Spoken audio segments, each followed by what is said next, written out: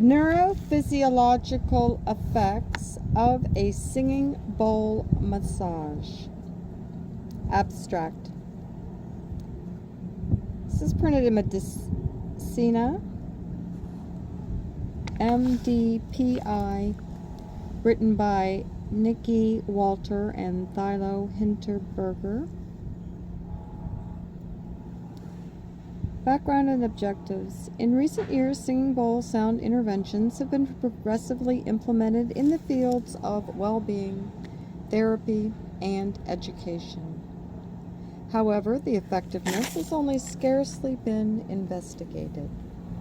Therefore, this study was aimed at determining neurophysiological effects of a singing bowl massage.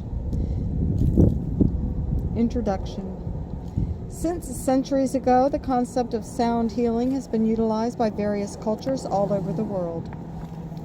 During the last few years, music-based interventions have been progressively implemented in Western healthcare. Such non-pharmacological therapy has been shown to alleviate a variety of symptoms, including pain, anxiety, and stress, as well as to improve quality of life in pediatrics. In addition, for adults, beneficial outcomes of music therapy were reported, amongst others, in the context of depression and neurological disorders. With increasing evidence for the therapeutical effects of mindfulness concept, traditional techniques using acoustic stimuli for the induction of meditative states, such as singing bowl sound, were further investigated. Thus, some studies provided first insights into the physiological and psychological effects of singing bowl sound, comparing pre- and post-treatment parameters by analysis of variance. However, whereas existing studies applied heart rate variability, HRV, measures and psychometric data, neurophysiological effects of singing bowl applications are unknown. Further, most of the studies chose a study design using listening to the sound of singing bowls as an intervention. In the meantime, the application of directly placing singing bowls on the patient's body, termed sound massage, has found its way in various applications in the fields of well-being, therapy, and education. Therefore, this present study aimed to investigate for the first time the neurophysiological effects of a singing bowl sound massage. For this purpose, electrophysiological correlates were identified during the intervention using a 64-channel EEG and compared a task-free resting state. Further, it aimed to determine changes in HRV and respiration rate, as well as subjective changes in well-being associated with the singing bowl sound massage intervention.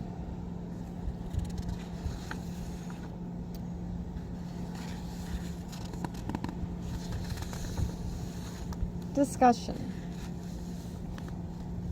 The intervention of a singing bowl massage found its way into various fields of application, such as prevention, therapy, wellness, and education. In this study, neurophysiological effects as well as subjective changes of well-being were evaluated.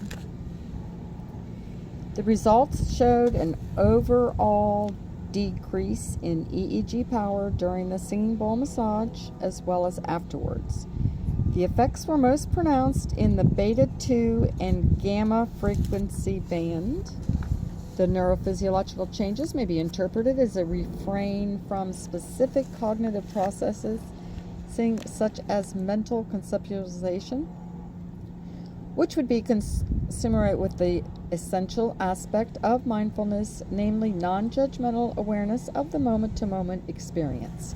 This would be in line with another study by Hinterberger and colleagues reporting global decreased EEG activity as well as decreases in the frontal beta and the central and parietal gamma band when highly experienced meditators entered a state of thoughtless emptiness.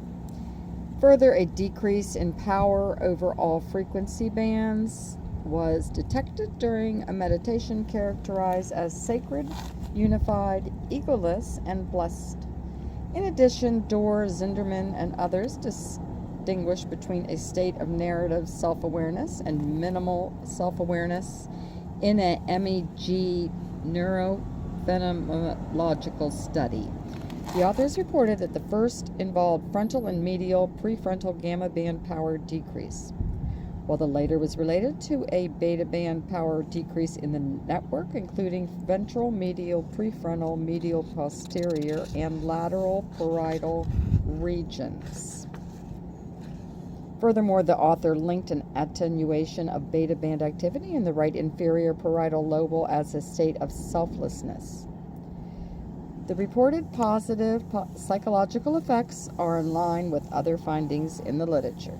For instance, Goldsby and others reported less tension, anger, fatigue, and depressed mood after a meditation with a singing bowl in healthy participants, and a feeling of spiritual well-being was significantly higher. In addition, an improvement in positive affect and a reduction in negative affect was captured by the Positive and Negative Affect Schedule, PANAS. The questionnaire was reported after a 40-minute long sound meditation with singing bowls. In the presented study, participants also reported to feel more vitalized, which is in accordance with another study determining that subjective sleepiness was lower after a 20-minute relaxation session with singing bowl sound compared to a silent relaxation. Further, listening to the singing bowl sound was shown to be a useful strategy to reduce anxiety in patients waiting for urologic surgery, which is consistent with a high percentage of participants reporting to be relaxed, calm, and balanced in the study. In line with the findings of a significantly decreased heart rate, Landry compared the effects of a directed relaxation session with and without the use of Himalayan singing bowl sound in a randomized controlled trial, reporting a decline in systolic blood pressure and heart rate in the first group. Whereas there was no significant changes found in the HRV metrics, a significant increase in heart rate variability was observed when applying singing bowl sound during a relaxation session compared to silent relaxation. Here, no statistically significant correlation between the TAS scores and the frequency band power was found. However, other findings suggested that absorption as a personality characteristic may be a predictor of outcomes in mind-body interventions. For instance, fibromyalgia patients with high level of absorption reported more clinically relevant improvements after a guided imagery intervention in a randomized controlled trial. The presented findings suggested that an application of a singing bowl massage is beneficial on a physical and psychological level. Addressing the question whether the effects are also therapeutical, Wepner and colleagues investigated singing bowl massage interventions in patients with chronic unspecific pain. In their study, participants were divided into 3 groups, either receiving singing bowl therapy, a placebo intervention, or no treatment. Both the placebo and the treatment group showed less pain intensities. However, in a recent review, it was concluded that more evidence is required to recommend singing bowl therapies, as a number of studies eligible for inclusion were small. The study shows several limitations. First, the sample size may limit the findings in generalizability. In addition, the study was conducted solely with healthy participants, and for the translation into clinical practice, more evidence-based on randomized controlled trials is required. Further, the measurement and laboratory settings may have influenced subjective changes in well-being.